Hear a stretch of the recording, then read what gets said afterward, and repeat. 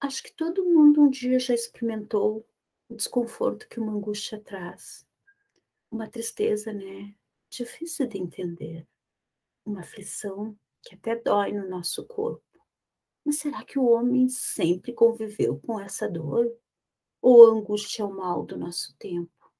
Digamos, né, que a grande hipótese, que o de certa forma, né, vai me dar um norte na minha fala de hoje, é a questão, né, de certos impasses existentes na nossa contemporaneidade, para transformar, né, o registro dessa dor na experiência do sofrimento. E essa experiência é como um rito de passagem, né, que vai constituir aquilo que, do ponto de vista da psicanálise, nós chamaríamos de novas formas de subjetivação.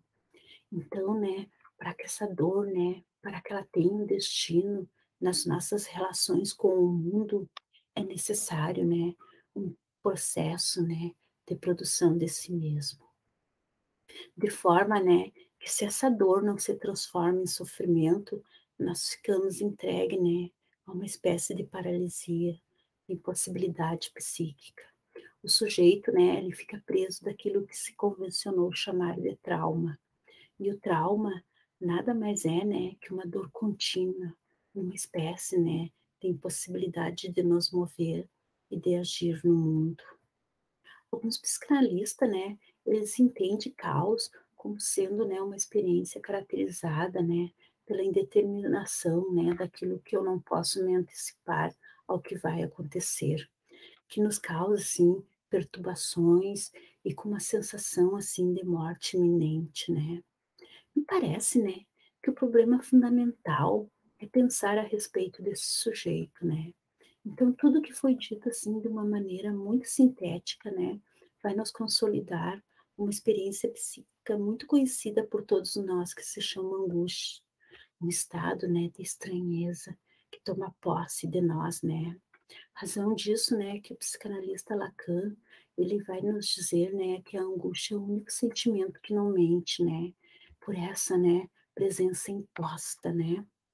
Então, no que tange à angústia, não existe mentira, né, ela se impõe, assim, de uma maneira, né, incontestável.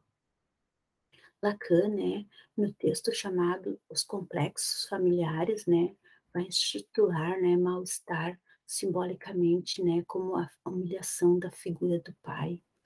Na medida, né, em que ele perde a força, ele não pode mais, né, mediar os laços familiares e sociais. E essa ausência de mediação, né, estaria na base da violência.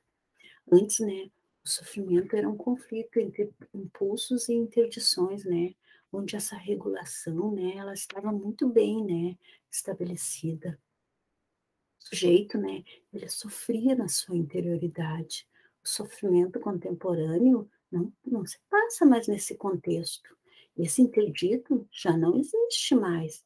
E talvez nisso, né, se encontre o grande divisor de águas, né. Então Freud, assim, vai tratar dessa angústia de uma maneira muito específica, né, no que ele chama de angústia sinal e angústia real. Na angústia sinal, o nosso aparelho psíquico, né, ele funciona como uma espécie de paranoia fundamental. Temos um código interior, né, onde nós nos antecipamos, né, a um perigo, né, possível. Temos supostamente, né, dentro de nós uma cartografia do mundo, né, estamos sempre em estados de alerta, né. E nós podemos dizer, né, que em grandes momentos de grande estabilidade, né, sociopolítica, né, nós temos mais ou menos, né, um mundo cartografado. A angústia real, né, se dá, né, quando nós somos atropelados, né, por acontecimentos que a gente não antecipa, né. Quando o nosso aparelho de antecipação ele falha, porque o mundo nos apresenta coisas inesperadas que não estão marcadas na nossa cartografia mental, nós não fomos, né, socializados, né, tendo em nós o conjunto de perigos que o mundo possa nos oferecer. Antes, né, nós tínhamos um código, assim, de antecipação, né, perfeito. Então a pergunta que a gente se faz é a seguinte, né, qual foi o mesmo caminho que Freud fez, né, para resolver esses impasses, né?